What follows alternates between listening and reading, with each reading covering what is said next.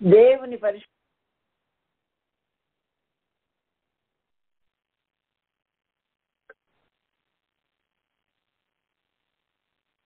అమ్మ స్టార్ట్ చేయ. ఓకే తల్లి. దేవుని పరిశుద్ధ నామమునకు మహిమ కలుగును గాక. ప్రభు నామంలో కూడి ఉన్న మీ అందరికీ నా హృదయపూర్వక వందనాలు చెల్లిస్తున్నాను. అందరికీ ప్రైజ్ ది లార్డ్. దేవుని వాక్యంను మనము ధ్యానం చేసుకుంటూ ఉన్నాం. బైబిల్లోని భక్తి కలిగిన స్త్రీలను గురించి, వారి కుటుంబాల గురించి వరుసగా వారు మనకు నేర్పిస్తూ ఉన్నారు. క్రమముగా నేర్చుకుంటూ యెహోషువ గ్రంథం వరకు మనము రాగలిగాము. ప్రతి గ్రంథంలో దేవుడు మరి నిక్షిప్తపరిచి వారి గురించి రాసినటువంటి అసత్యాలను తెలుసుకుంటూ మనము ముందుకు సాగుతున్నాం. ఈ దినము న్యాయాధిపతుల గ్రంథంలో నుండి మనం కొన్ని విషయాలు ధ్యానించాలని ప్రభు ప్రేరేపణతో మేము ముందుకు వచ్చాను. న్యాయాధిపతుల గ్రంథము 4వ అధ్యాయం 4వ వచనము నేను చదువుతున్నాను. దయచేసి మీరందరూ వినాలి అని మనవి చేస్తున్నా. ఆ కాలమున లప్పీదోతునకు భార్య అయిన దెబోరా అను ప్రవక్తి ఇశ్రాయేళ్లకు న్యాయాధిపతినిగా ఉండెను.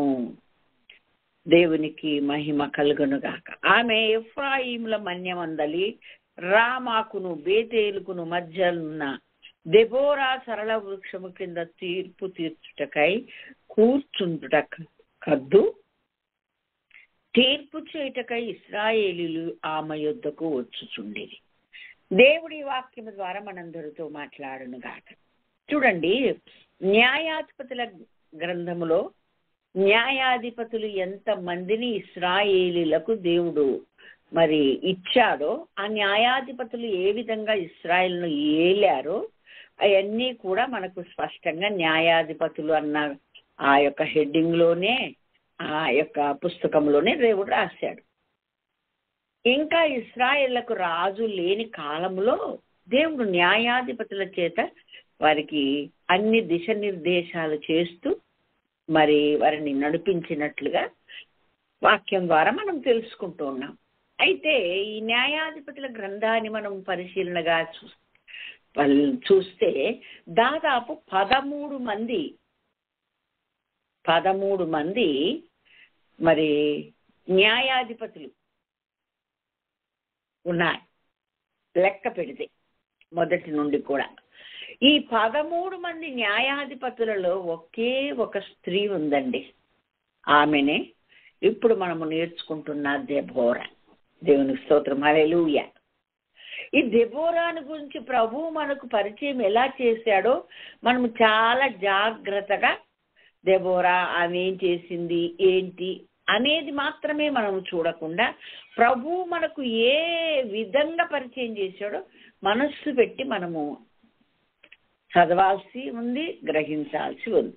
చూడండి, ఆ కాలమున లప్పీదోతులకు భార్య అయిన దెబోరా, ఆమె ప్రవక్తి అని, ఆమె న్యాయాధిపతి అని, న్యాయాధిపతిగా ఇశ్రాయేళ్లకు న్యాయం తీర్చేది ప్రతిరోజు అని చక్కగా 2 వచనాల్లో వ్రాయబడి ఉంది. లప్పీదోతులకు భార్య అయిన దెబోరా అని రాశాడు. అంటే ఇక్కడ మనకు దేవుడు ఏం చెప్పదలిచాడు, ఏది జ్ఞాపకం చేయదలిచాడు అనంటే, ఆమె ఒక అతనికి భార్య, ఆమె కుటుంబం ఉన్నది, ఆమె కొంతమంది పిల్లలకు తల్లి. భార్య అయినప్పుడు తప్పకుండా అత్తింటి వాళ్ళు ఉంటారు. అలాగే ఈమె ఏ కుటుంబం నుండి వచ్చిందో ఆ కుటుంబం పుట్టింటి వారు ఉంటారు. కాబట్టి ఈమె ఒక గృహిణి. అయితే గృహిణిగా ఉంటున్న ఈమెను దేవుడు న్యాయాధిపతిగా ఎంచుకున్నాడు అనంటే ఆమె క్వాలిటీస్, ఆమె పద్ధతులు, ఆమె విధానాలు దేవుడు మెచ్చాడని మనకు అర్థమవుతుంది. దేవునికి స్తోత్రం. ఒక న్యాయాధిపతినిగా ఇశ్రాయేలులకు ఉండడం అంటే మాటలు కాదు. ఇశ్రాయేలు ఏమంటే 1 2 100 మందా లేకపోతే 1000 మందా కాదు కదా. 12 గోత్రాలు, 12 గోత్రాల ప్రజలకు న్యాయాధిపతినిగా ఆమె నియమించబడిందంటే ఆమెకి ఎంత మరి క్వాలిటీస్ ఉంటే, ఎంత మరి ప్రభు మెచ్చే గుణలక్షణాలు ఆమెలో ఉంటే ఆమెను న్యాయాధిపతినిగా దేవుడు చేయడు. చూడండి, ఆమెను దేవుడు మనకు పరిచయం చేయడమే లప్పీదోతునకు భార్య అయిన దెబోరా అన్నాడు. అంటే ఒక గృహిణిగా తన బాధ్యతలు నిర్వర్తిస్తూ, పిల్లలకు తనను పెంచవలసిన విధానాన్ని నేర్పిస్తూ, పిల్లలను ఒక క్రమశిక్షణ కలిగిన బిడ్డలుగా వారిని పెంచుతూ, మరలా దైవికమైన విధానాల్లో కూడా మరింత క్రమశిక్షణ కలిగిన ఒక న్యాయాధిపతినిగా, ప్రజలకు ప్రభువుకు మధ్యగా ప్రవక్తినిగా తాను పనిచేస్తూ దేవుడిచ్చిన స్థానాన్ని నిలుపుకున్నట్లుగా దేవుని వాక్యం ద్వారా మనకు అర్థమవుతుంది. నిజముగా ఆ ఘనత చాలా గొప్పదండి. ఆ స్థానము చాలా గొప్పది. ఒక భర్తకు భార్య అయి తన యొక్క బాధ్యతలను సక్రమంగా నిర్వర్తించడమే చాలా గొప్పతనం. ఇటు భర్త పేరు తీసుకురావడం మనకందరికీ తెలుసు. ఎప్పుడైనా జ్ఞానం కలిగిన స్త్రీ ఇల్లు కట్టును అంటాడు. ఆ ఇల్లు కట్టడములోనే దైవికమైన జ్ఞానాన్ని ఆమె ఉపయోగించి సక్రమంగా ఇల్లును కట్టగలిగితే దేవుడు ఆమెను మెచ్చుకుంటాడు. అలాగే యోగ్యురాలు తన పెరిమిటి కిరీటం, యోగ్యంగా బ్రతకడము నేర్చుకుంటే తన పెరిమిటి కిరీటం అని సమాజంలో పొగడబడతారు. ఆ పెరిమిటికి తల ఎత్తుకొని తిరుగుతాడు. అలాగే మరి సామెతలు 31లో ఉంటే గుణవతి అయిన భార్య లక్షణాలన్నీ రాశాడు కదండి. అంటే ఆయన ఒక ఆమె భార్య, పిల్లలకు తల్లి, అలాగే అక్కడ కుటుంబంలో ఉన్న పిల్లలు వచ్చారు, భర్త వచ్చాడు, ఈ కుటుంబంలో పనికత్తెలు ఉన్నారంటే ఒక కుటుంబాన్ని ఆమె ఎలా పరిపాలించగలుగుతుందో, ఎలా నడిపించగలుగుతుందో, ఎలా తీర్చిదిద్దగలుగుతుందో అక్కడికే చాలా హైలైట్ గా దేవుడు రాసి పెట్టాడు గ్రంథంలో. ప్రతి గృహిణి అలా ఉండాలి అని ఒక పాఠంగా మనకు ప్రతిసారి కూడా 31 ఒక సామెతలు 31 10 నుండి 31 వరకు మనం జ్ఞాపకం చేసుకుంటాం. అలాగే 14:1 జ్ఞాపకం చేసుకుంటాం. అలాగే 12:4 జ్ఞాపకం చేసుకుంటాం. ఎందుకని మనము కూడా స్త్రీలమైన మనము మన బాధ్యతను ఎలా నిర్వర్తిస్తున్నాం, దేవుడు మనల్ని ఎలా ఉండాలంటే మనం ఎలా ఉంటున్నాం అన్నది ప్రతిసారి మనకు దేవుడు పరిచయం చేస్తూ జ్ఞాపకం చేస్తూ ఆ ఉండనటువంటి వారిని చూపిస్తూ నీవు ఉండగలుగుతున్నావా, ఉన్నవారిని కూడా చూపిస్తూ నువ్వు ఇలా ఉండగలుగుతున్నావా అని ఒక ప్రశ్న మన ముందు పెట్టినప్పుడు నిజంగా మనం రెండింటినీ కంపేర్ చేసుకుని అలా ఉండకపోతే దేవుని ఉగ్రత ఎలా వస్తుందో, ఉండే ఎలా దీవెన తరతరములకు వస్తుందో మన వాక్యం ద్వారా గ్రహిస్తాం. ఇక్కడ ఈమెకు అదనమైనటువంటి బాధ్యతలు ఇంకా ఉన్నాయి. కుటుంబాన్ని తీర్చిదిద్దడమే గొప్ప సంగతి. ఆ కుటుంబాన్ని అంత సంరక్షణలో పెంచగలిగితే మా భర్త ద్వారా, మరి గవిలియో ప్రజల ద్వారా, అలాగే పెనిమిటి ద్వారా ఆమెకు ఘనత వస్తుంది అని 31 సామెతల్లో ఉంది. అక్కడికే మనం చాలా ఎక్కువ అనుకుంటే దేవుని చేత ఒక న్యాయాధిపతినిగా ఎంపిక చేయబడింది దెబోరా. మీరు చాలా జాగ్రత్తగా ఈ విషయాలను మనసులో పెట్టాలని నేను ప్రభు పేరట మనవి చేస్తున్నా. అలా పరిచయం చేయడమే ప్రభు ఎలా పరిచయం చేశాడో మనం అర్థం చేసుకోవాలి. లప్పీదోతునకు భార్య అయిన దెబోరా అనే ప్రవక్తిని ఉంది.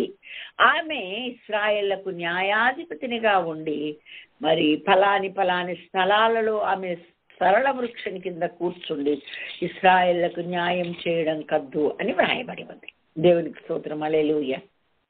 ప్రవక్తినిగా ఉన్నది, అలాగే న్యాయాధిపతినిగా ఉంది, అలాగే ఒక కుటుంబానికి ఆయనకు భార్యగా, కుటుంబానికి తల్లిగా, ఆ ఇరుప్రక్కల కుటుంబాలకు తమ తమ బాధ్యతలు సక్రమంగా నిర్వర్తిస్తున్న వ్యక్తిగా అన్ని మార్కులు ఎక్కడ చూసినా ఫెయిల్ అవ్వకుండా ఉంది కనుకనే దేవుడు ఆమెను ఎంపిక చేశాడు అంతమంది మగవాళ్ళలో అని నేను అనుకుంటా.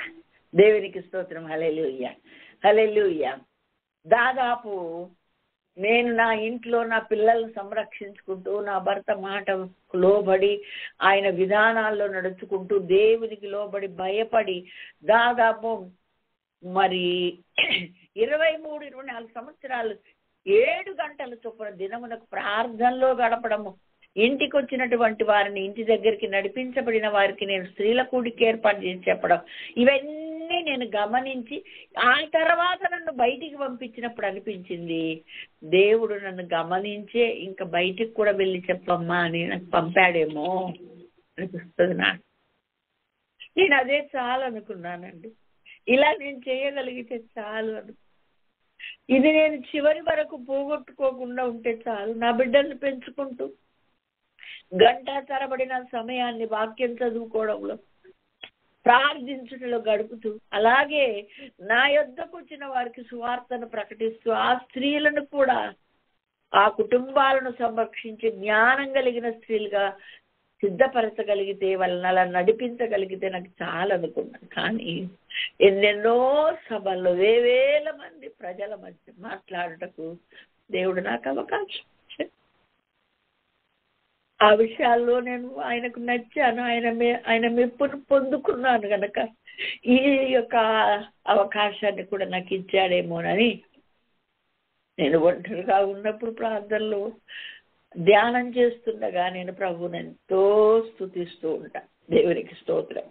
ఇక్కడ కూడా ఒక భార్యగా, ఇరు కుటుంబాలకు చెందినదిగా, ఒక స్త్రీగా, పిల్లలకు తల్లిగా తన యొక్క బాధ్యతలన్నీ చాలా కరెక్ట్ గా నిర్వర్తిస్తూ గంటలు గంటలు మరి దేవుని దగ్గర గడిపే మంచి అనుభవం ఆమెకు ఉంది కాబట్టి ఆమె ప్రవక్తినిగా దేవుడు చేశాడు.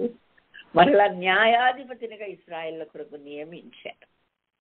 దేవునికి ప్రజలకు మధ్య అనుసంధానం చేసే ప్రవక్తినిగా ఉంది కనుక న్యాయాధిపతినిగా నువ్వు ఉండ అర్హురాలవేనన్నట్లుగా దేవుడు ఆమెను చేశాడని నేను నమ్మి ప్రభువును స్తుతిస్తా. దేవునికి స్తోత్రం. హల్లెలూయా. ఇంకా ఈ దెబోరా గురించి మీరు కిందకి చదివితే ఆమె దగ్గర బారాకు ఉన్నాడండి. ఆ బారాకుతో ఏమని మాట్లాడుతూ ఉంది? బారాకు, నీవు వెళ్ళి నఫ్తాలీయుల్లోను జబూలీనులోను 10,000 మందిని మనుషులు ఏర్పరచుకొని కొండ యొద్దకు వాళ్ళని రప్పించి వారిని తీసుకుని వెళ్ళి యుద్ధం చేయమని ప్రభువు నీకు చెప్పాడు కదా అని అన్నాడు. ఎప్పుడంటే ఆ కాలములో రాజైన యాబీను చేతిలో వాళ్ళు సేనాధిపతిగా ఉన్న ఆ సిసేరా ఇశ్రాయేలును చాలా శ్రమ పెడుతుంది. ఇశ్రాయేలుని చాలా కష్టాలు పెట్టారు. ఒక్క నెలగా, ఒక రోజు కాదు, 2 రోజులు కాదండి, 20 సంవత్సరాలు వాళ్ళు ఇశ్రాయేలులను శ్రమ పెడుతూ కఠినమైన బాధలు పెడితే వాళ్ళు యెహోవాకు మొరపెట్టారు. ఇశ్రాయేలుకి ఈ శ్రమలు ఎందుకు వచ్చినాయంటే ప్రతిసారి దేవుని త్రోవల నుండి పక్కకు తొలుగుతారు. దేవుడు వాళ్ళ బుద్ధి రావడానికి అన్యజనులకు అప్పగిస్తాడు. వాళ్ళు కఠినమైన శ్రమలు పెట్టాక మరలా దేవుని వైపుకు తిరుగుతారు అవివేకమైన ఇశ్రాయేలీలు. సరే, తన ప్రజలను విడనాడేవాడు కాదు కనుక, ఆయన మాట ఇచ్చి నెరవేర్చేవాడు కనుక మరలా ఏదో రకంగా వాళ్ళను ప్రభు దగ్గరికి నడిపించాలి, మరలా శాసనాలు కట్టడాలు అనుసరించి జీవించేలాగా నడపాలి కనుక దేవుడు ప్రతి తరానికి ఎవరో ఒకరిని నియమించుకుని చేస్తూ ఉన్నాడు. దేవునికి స్తోత్రం. హల్లెలూయా. ఇక్కడ ఇశ్రాయేలుకు నువ్వు యుద్ధం చేయాలి కదా, సిసేరాన్ని దగ్గరికి నడిపిస్తానన్నాడు. నువ్వు వాళ్ళని 10,000 మంది మనుషులు తీసుకొని వెళ్ళాలి కదా, మరి వెళ్ళవే, నీకు చెప్పింది ఇంకెందుకు ఆలస్యం చేస్తున్నావు అన్నట్లుగా తనకిచ్చిన అధికారమును బట్టి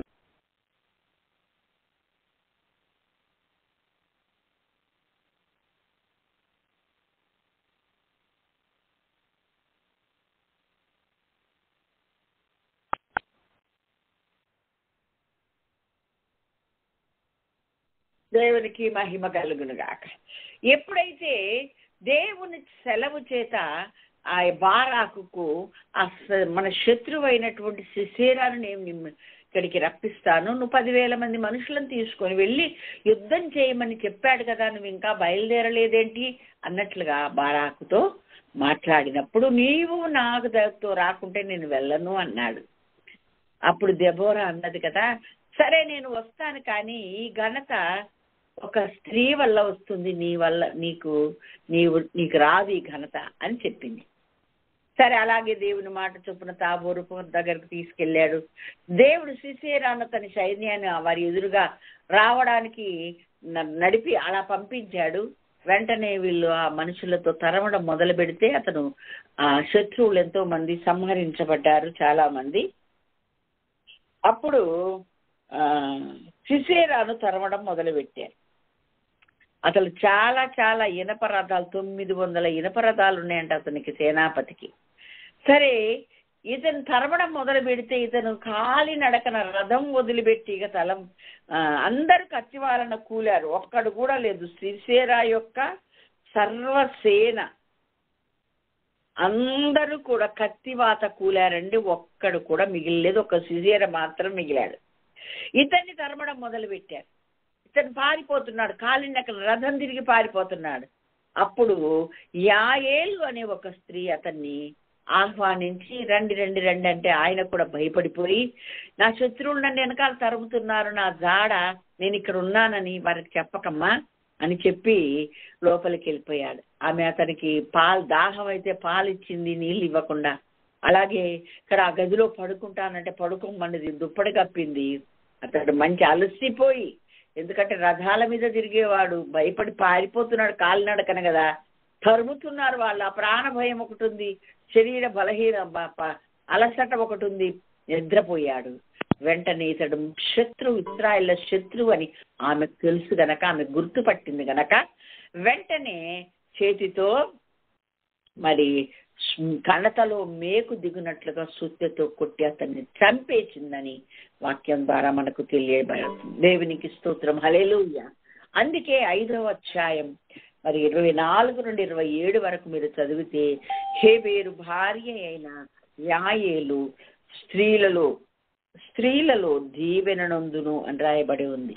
ఎందుకనంటే కయీనయుడైన హేబేలు భార్య యాయేలు గుడారముల్లో ఉండు స్త్రీలలో ఆమె దీవెననందును.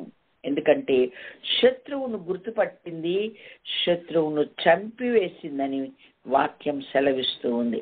దేవునికి స్తోత్రం, హల్లెలూయా హల్లెలూయా. కాబట్టి ఈమె ఎవరు అని అంటే, దేవుని వాక్యంలోని మనల్ని కొన్ని విషయాలు మనము తెలుసుకుందాం. అదే 5వ అధ్యాయం. ఈ దెబోరా యొక్క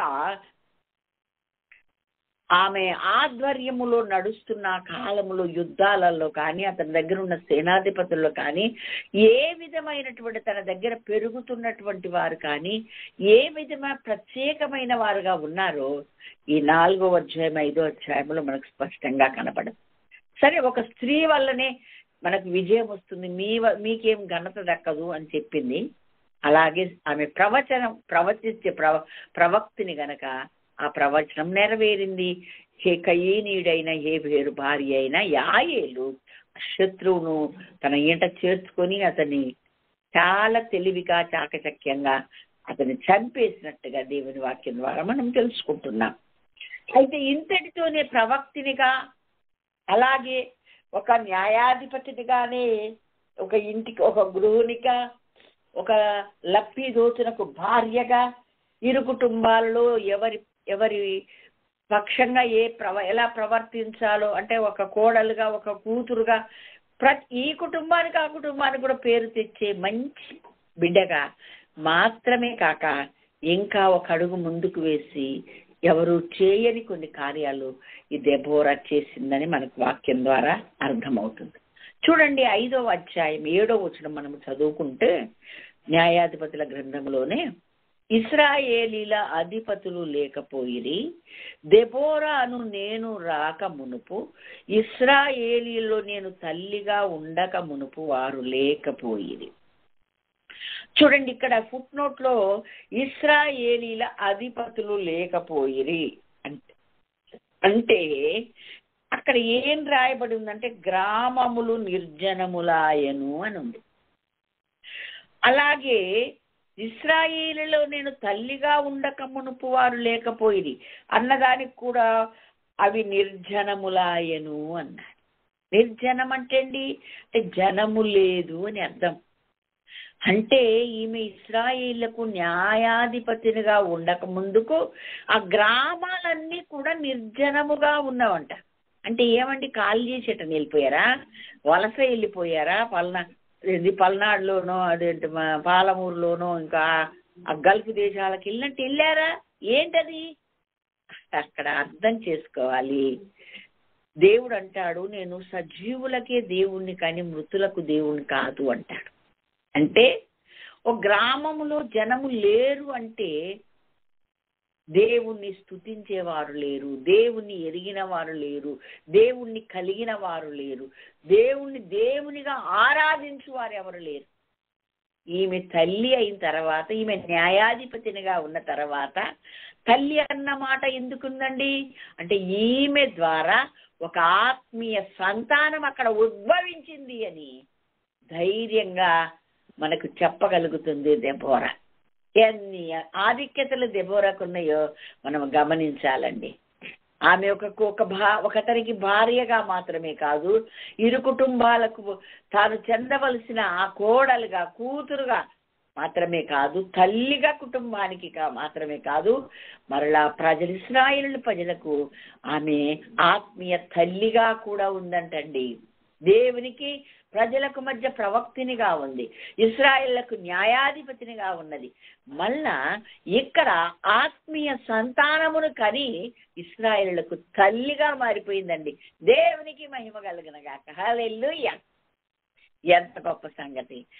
గ్రామాలే నిర్జనములైన అంటే అందరూ మృతులుగానే ఉన్నారు. అందరూ మృతులైపోయి ఉంటే ఏమైనా సందడి ఉంటుందా, ఏమైనా శబ్దం ఉంటుందా, జనులు ఉన్నట్లుగా ఏమైనా అక్కడ కనపడుతుందా?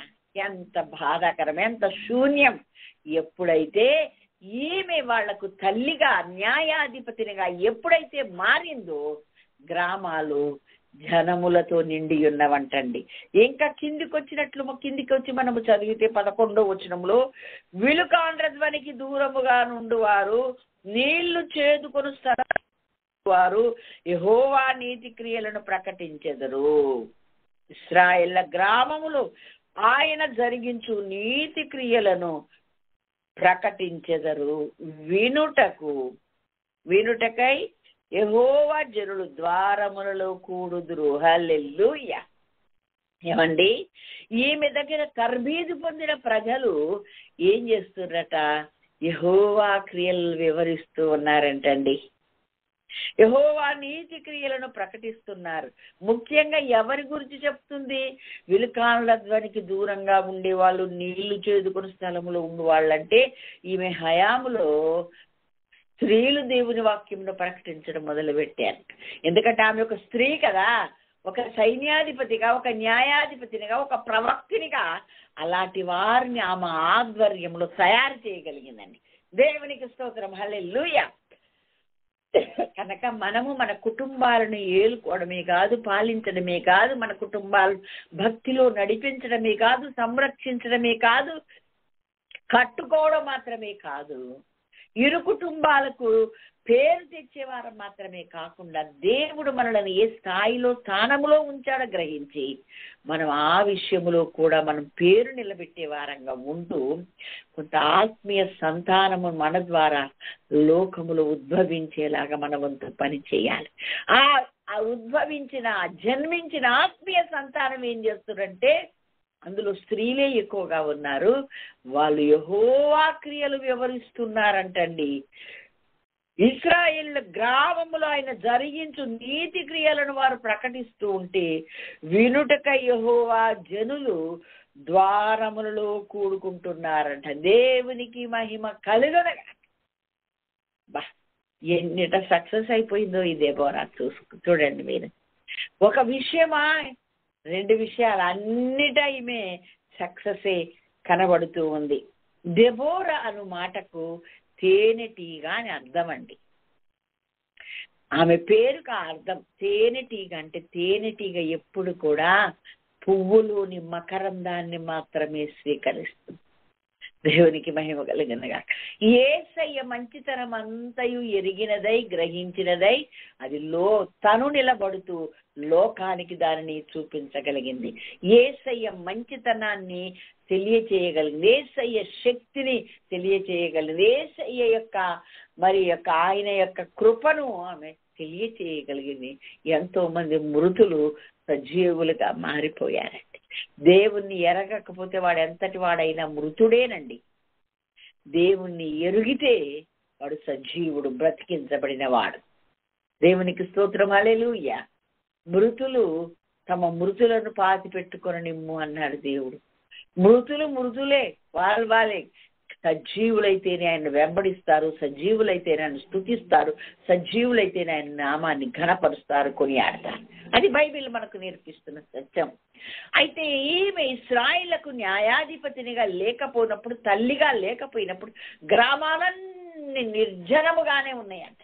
అంటే జనాలు లేరని కాదు, సజీవులు లేరని అర్థం. అందరూ మృతులైన వారు ఉంటేనేం లేకపోతేనేమండి?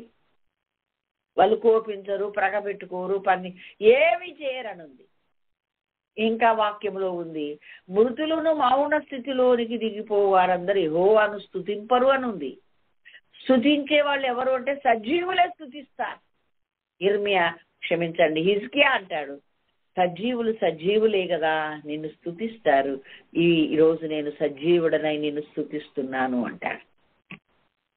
దేవునికి మహిమ కలుగును గాక. కాబట్టి ఈమె న్యాయాధిపతినిగా ఉంటూ తన యొక్క డ్యూటీ అంత మటుకి పరిమితము చేసుకోలేదు. కానీ గ్రామాలను దర్శించినప్పుడు, గ్రామాల వైపు చూసినప్పుడు, నిర్జనముగా అవి కనబడుతున్నప్పుడు అవి మృతులైన వారిని తిరిగి బ్రతికించి జనములు కలిగిన గ్రామాలుగా మార్చేసి గ్రామాల్లో ఉండే వాళ్ళని సజీవులుగా చేసింది. సజీవుడు మాట్లాడకుండా ఉండలేడండి, సజీవుడు ప్రకటించకుండా ఉండలేడండి, సజీవుడు దేవుని స్తుతించకుండా ఉండలేడు, ఆయన నీతి క్రియలను ప్రకటించకుండా ఉండలేడు. చూసారా? ఎప్పుడైతే మృతులరాలాగా ఉన్న సమరయ స్త్రీ బయటకు వచ్చేసి సజీవురాల ఎప్పుడు దేవుని వలన బతికించబడిందో ఊరికెళ్ళి ప్రకటించేసింది. అలాగా రాహాబు అంటే ఎవరైనా అంతే, ఒక్క క్షణం కూడా ఉండలేరు. దేవుని దగ్గరికి రాకముందుకు వాళ్ళు మౌనులై ఉంటారేమో, చచ్చిన వాళ్ళతో సమానంగా ఉంటారేమో, కానీ దేవుడి దగ్గరికి వచ్చాక వాళ్ళు సజీవులు అవుతారు.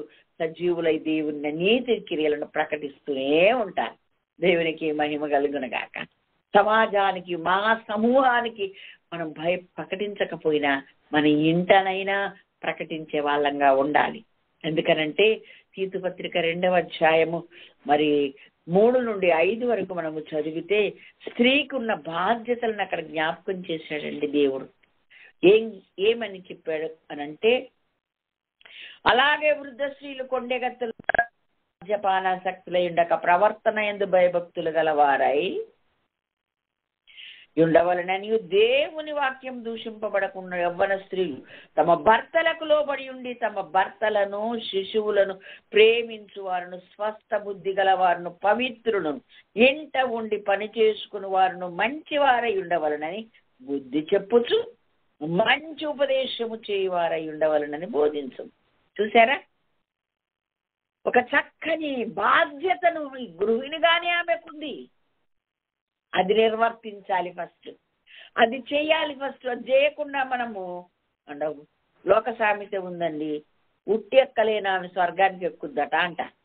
కుటుంబాన్ని బాగు చేసుకోకుండా బయటికి వెళ్ళి బాగు చేయలేం, మనం చెప్పలేం, అసలు ఆ నోరు రాదు. ఒకవేళ ఏమన్నా చెప్పినా హితవు సరే ఫస్ట్ ఇంట్లో చెప్పంటారు కదా. ఆ సంగతి మనకందరికీ తెలుసు. ఇంకా ఈ దైవభక్తిని కుటుంబానికి ఎలా అలవర్చిందంటే, వాళ్ళకి ఏమని చెప్పిందంటే వాక్య ప్రకారంగా దేవభక్తి విషయంలో నీకు నీవే సాధకము చేసుకొని చెప్తూ, శరీర సంబంధమైన సాధకం ఉంచమటికి ప్రయోజనకరమగున గాని దైవభక్తి ఇప్పటి జీవం విషయంలోను రాబో జీవన విషయంలోను అది ప్రయోజనకరమైన అయి ఉంటుంది అని వాక్యంలో రాయబడి, అది అలవాటు తను చేసుకుందండి. అదొక ఎక్సర్సైజ్, అదొకనైనా మంచి. ఇప్పుడు చూడండి, జిమ్కి వెళ్ళి చేస్తూ ఉంటారు కదా. ఈ అన్నీ కూడా భక్తి సాధనలు మనం చేయాలి. అది ఈ చేసే ఎక్సర్సైజులు ఇవన్నీ కూడా శరీర సంబంధమైనవి, ఇప్పటికే అవి ఉపయోగం. కానీ ఆత్మ సంబంధమైనదైతే ఇప్పటి జీవన విషయంలోను రాబో జీవన విషయంలో ప్రయోజనకరమైతుంది కనుక తను సాధనము చేసుకుంది, తను ఎక్సర్సైజ్ చేయగలిగింది అన్నిట తన పిల్లలకు నేర్పగలుగుతుందని వాక్యం ద్వారా మనకు. అలా గృహిణిగా తను సక్సెస్ అయింది. తర్వాత బయటికి వచ్చి ఆ గ్రామంలో నిర్జనముగా, అంటే మృతులుగా ఉండడం చూసి, జనము లేకపోవడం, సజీవులు లేకపోవడం చూసి, దేవుని స్తుతించాలంటే సజీవులే గనక, దేవుని రాజ్యం చేరేది సజీవులే గనక నేను వీరందరినీ అలా తయారు చేస్తానని, నేను వీరికి తల్లిని కాక మునుపు గ్రామాలు నిర్జనములైనవి ఇప్పుడు జనములతో నిండి ఉన్నాయి. నిండి ఉన్నవారు ఏం చేస్తున్నారంటే విలుకాండ్రదనికి దూరంగా ఉండేవాళ్ళు, నీళ్లు చేదుకుని స్థలములో ఉండే, అనగా ఒక అబలలుగా ఉండే స్త్రీలు సబలులుగా నిలబడి గ్రామములో దేవుని వాక్యమును, యెహోవా నీతి క్రియలను వివరిస్తున్నారట.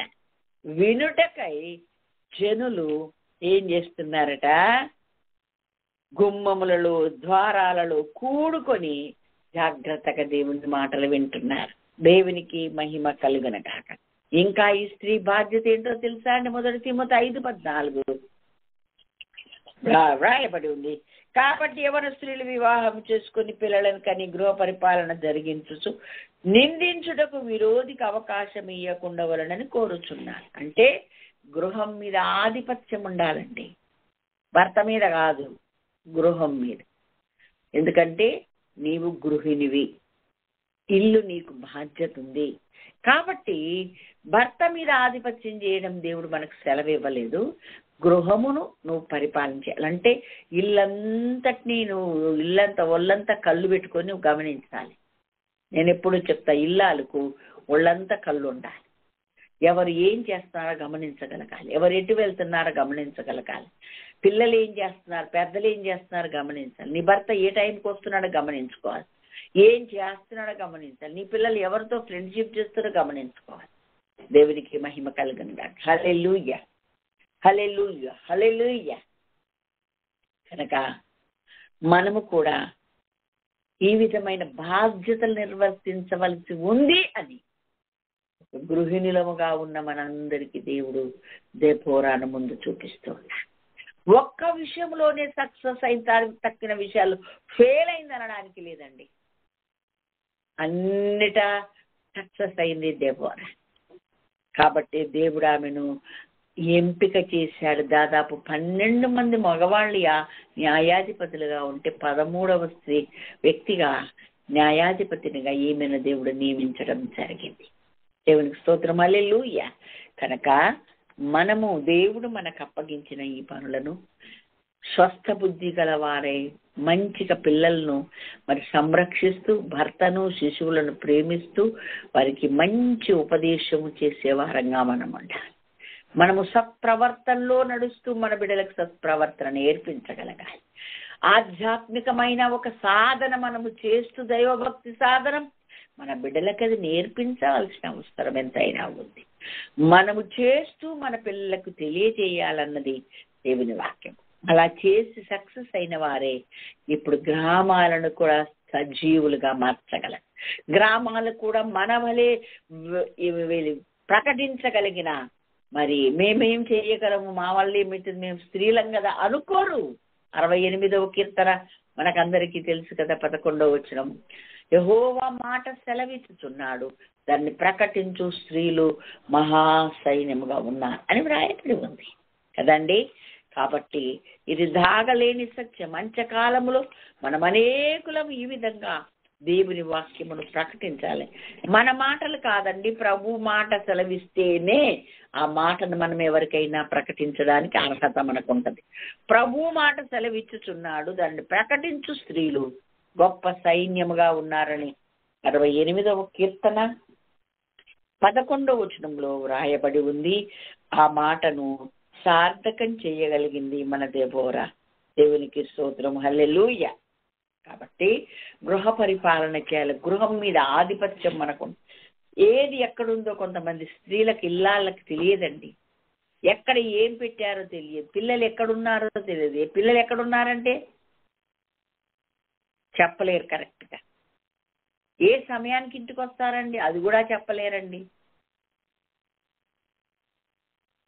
చాలా మంది కాదు, కొంతమంది గురించి నేను మాట్లాడుతున్నాను. అలా కాకుండా అందరూ స్త్రీలు, స్త్రీ అయిన ప్రతి ఆమె ఇల్లును కట్టేదిగా ఉండాలి, జ్ఞానవంతురాలై ఉండాలి, గృహ పరిపాలన చేయాలి, శిశువులను భర్తలను ప్రేమిస్తూ మరి స్వస్థ బుద్ధి కలదై బ్రతకడం మాత్రమే కాక వారికి మంచి ఉపదేశం చేసేదిగా ఉండాలి వాక్యంలో ఉంది. దైవభక్తి కలిగి సాధన మనము చేస్తూ మన బిడ్డలకు ఆ సాధనములో మనం వారిని నడిపించాల్సిన బాధ్యత మనందరి మీద ఉంది. చూడండి, తిమోతిని గురించి ప్రకటిస్తూ అపోస్తలుడైన పౌలు అంటాడు, ఏమంటాడు, తిమోతి నీవు ఇలా ఉన్నావంటే అది నీదే కాదయ్యా, నీ ఒక్కరిదే కాదది. ఆ విశ్వాసం మొదట అవ్వయి అయిన లోయలోను నీ తల్లి అయిన యునికేలోను వసించెను, అది నీ అందు సహా వసించుచున్నదని నేను రూఢిగా నమ్ముచున్నా. అది తాతల నుండి తరాల నుండి రావాలంటే ప్రతి గృహిణి తన బిడ్డలకు నేర్పాలి, బిడ్డల పిల్లలకు నేర్పాలి. పిల్లలకు నేను నేర్పునట్లు వృద్ధాప్యంలో నన్ను విడనాడకము. ఇంతవరకు నేను తెలుపుతూనే ఉన్నా, ఇంక ముందు కూడా తెలపాలనుకుంటున్నా. కనుక వృద్ధాప్యం నన్ను విడనాడకయ్యా. ఎందుకు విడనాడొద్దంటున్నా? ఈ లోక సర్వ సంపద అనుభవించాలనో ఇంకేదైనా కాదయ్యా, నిన్ను గూర్చి ప్రకటించుటకు నేను ఊపిరున్నంత వరకు ఆ పనిలోనే ఉండాలనుకుంటున్నా. బలహీన స్థితిలో నన్ను విడనాడకు, నన్ను బలపరచయ్యా, నన్ను వృద్ధాప్యమందు విడనాడకని భక్తుడు ప్రార్థన చేశాడు. దేవునికి స్తోత్రం, హల్లెలూయా. మన ధ్యేయం ఏంటంటే మనం బతకాలి, మన పిల్లల్ని ఆ రీతిగా పెంచాలి. పిల్లలను మాత్రమే కాదు, ఇంకా అనేకులను ఎరగని వారిని, నిర్జీవులుగా ఉన్న వారిని సజీవులుగా మార్చాలి. నిర్జనమైన గ్రామాలనే సజీవులైన గ్రామాలుగా మార్చేసింది. ఒకరిద్దరిని కాదు, ఏకంగా గ్రామమే సజీవులనుగా చేయగలిగింది మన దెబోరమ్మ. ఆత్మీయ తల్లిగా మారిపోయింది. ఆమె అంటుంది, ఆ యొక్క స్త్రీలే వాళ్ళు యెహోవా నీతి క్రియలు వివరిస్తూ ఉండగా మరి అది వినడానికి యెహోవా మాటను వినడానికి యెహోవా జనులు ద్వారములలో కూడుకుంటారు. ఇశ్రాయేల్ గ్రామంలో ఆయన జరిగించు నీతి క్రియలను వారు ప్రకటిస్తారు. వాళ్ళు ప్రకటిస్తారు, కూడుకొని జనులు వింటారు అని చక్కగా చెప్పింది. కాబట్టి మన స్థాయి ఎలా ఉంది, మనం ఎలా ఉన్నాము, మనము దేవుడు అప్పగించినది మనం ఎట్లా నెరవేరుస్తున్నాం అనేది ఒక్కసారి మనల్ని మనం పరీక్షించి చూసుకుందాం. దేవుడు మనకు ఒక్క ముక్కలోనే మన బాధ్యతలన్నీ గుర్తు చేశాడండి. లప్పీదూతనకు భార్య అయిన దెబోరా అన్నాడు. దేవునికి స్తోత్రం. ఒక ఆయనకు భార్య అయిందంటే కుటుంబానికి తల్లిగా ఉండాలి, అలాగే అత్తమామలకు కోడలుగా, అలాగే తల్లిదండ్రులకు కుమార్తెగా, ఇరు పక్షాల్లో చక్కని తన యొక్క రోల్ను సరిగ్గా నెరవేర్చేదిగా ఉండాలి. అలాగే ఇరుగు పొరుగుతూ తానున్న ప్రాంతములో, తానున్న ప్రదేశములో నిర్జనముగా ఉన్న వారిని జనముగా మార్చగలిగింది. అంటే ఊపిరి లేని, ప్రాణము లేని వారిని మృతులను సజీవులుగా మార్చింది. ఆ మార్చేసింది, వాళ్ళకి తల్లిగా ఈమె మారింది. ఇక వాళ్ళే యెహోవా నీతి క్రియలను ద్వారా నేర్చుకున్నవి ప్రకటిస్తూ ఉన్నారు, జనములలో ప్రకటిస్తూ ఉన్నారు. గుమ్మాలలో కూర్చొని గ్రామాలలో జనాలు వింటున్నారు అని దేవుని వాక్యం ద్వారా దేవుడు మనకు తెలియచేశాడు. ఆమె దగ్గర తర్బీదైన ఒక స్త్రీ చూసారా, ఇశ్రాయేలు శత్రువును చంపి పారేసి.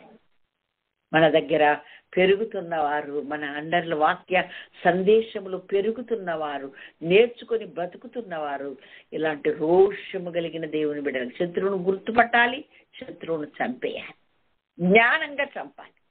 దేవునికి స్తోత్రం, హల్లెలూయా. పామును ఎప్పుడైనా వాళ్ళు ఆ పాము నిన్ను కాటేసి కొట్టావనుకో, ఏం ప్రయోజనం? అది నిన్ను చంపక ముందుకే దాన్ని నువ్వు చంపు అనేది ఇంగ్లీష్లో సామెత, బిఫోర్ ఇట్ కిల్స్ యూ అంటాడు. దాన్ని చంపేయి, నువ్వు నిన్ను చంపక ముందుకే నువ్వు దాన్ని చంపే. అంటే ఏ శాపమైనా, ఏ పాపమైనా నువ్వు గుర్తుపట్టి జ్ఞానముతో సాతాను తంత్రాలను గుర్తుపెట్టి అది నీ జోలికి రాకముందుకే దాన్ని నువ్వు దూనమాడాలి, నశింపజేయాలి, ఎదుర్కోవాలి, చంపి పారేయాలని వాక్యం ద్వారా మనం నేర్చుకుంటున్నాం. మనం ఏం చంపాలో కూడా ఎన్నోసార్లు నేర్చుకున్నాం. ప్రతి శరీర క్రియను మనము చంపాలి. అవన్నీ చస్తే తప్ప మనము సజీవులముగా మారలేం, అనేకులను మార్చలేం.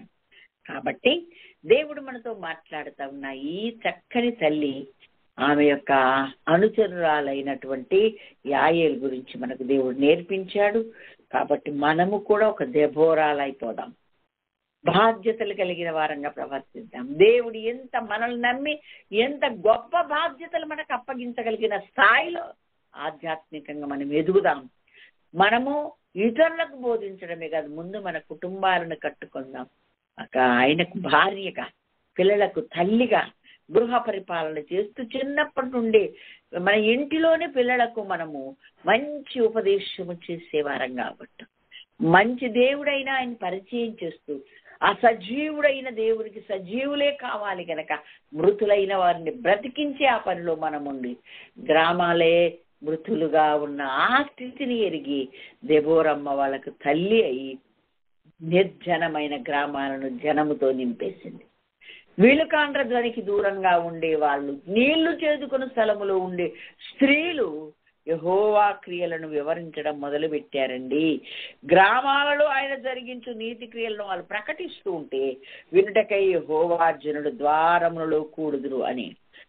నేను ఇప్పుడు చదివినటువంటి ఈ 2 మాటలు న్యాయాధిపతుల 5:7 అలాగే 11 స్పష్టంగా రాయబడి ఉంది. కాబట్టి మనము కూడా ప్రభు మాట సెలవిస్తే దాన్ని తీసుకుందాం, దాని ప్రకారం మనం బ్రతుకుతాం, మన అనేకులను బ్రతికించే వాళ్ళంగా మనం ఉందాం, మన కుటుంబాలను ప్రభు కొరకు తీర్చిదిద్దుకునే వాళ్ళంగా ఉందాం, ఏ లోపము లేని వారంగా ఉందాం. మన దగ్గర పెరిగిన వాళ్ళు ఎంతటి వాళ్ళు అవ్వాలి అని అంటే, మన బిడ్డలవని, మన యొక్క సంఘములో వాళ్ళు అవ్వని, మన పరిచయస్తులు అవ్వని, మన గ్రూపులో వాళ్ళు అవ్వనివ్వండి, శత్రువును పసిగట్టి జ్ఞానంగా వాడిని చంపగలిగిన వాళ్ళుగా తయారవ్వాలి. అటు కృప దేవుడు మనందరికీ అనుగ్రహించునుగాక. మనమును ఒక దెబోరాల వలె లేతుముగాక. ప్రభు చిత్తమును పరిపూర్ణంగా భూమి మీద నెరవేర్చి ధన్యులమవుదుముగాక. దేవుడి మాటలను దీవించునుగాక. ఆమేన్. హల్లెలూయా. Praise the lord.